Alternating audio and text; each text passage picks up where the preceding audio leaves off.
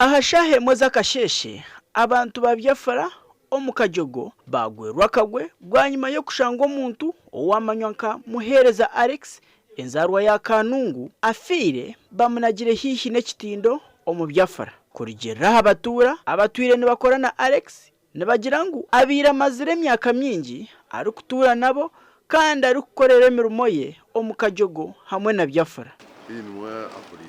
Shingurengo kukoka kandi birebe abire nashobora nababe buburo butawu tingugo musiza yafera busaha yafera abari omuhinji wembe muri abari omutunji wenko taka kuyebero bingayi kwawe bahera umu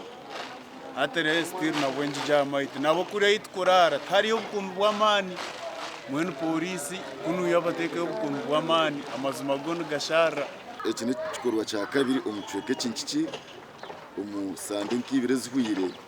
umwana umwe w'ishomero arukurwa muri kacenke ahereze kwiturwa hampaha rugura hampaha tukamuzika muri isingiro abebembezi b'ekicwekeki nibenda abatura batandike kwekoramo umurimo gwe byo kwerinda ogwe barukwatanisa na polisi security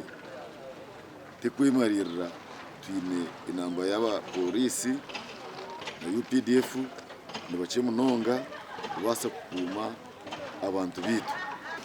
watu nao nkawa unorera wareba kuri nyuma ubona bakishikatura bishikobona no bari no bakora so rente katika mukora kureka kwa twashirwanisa rebe bakangwa kuba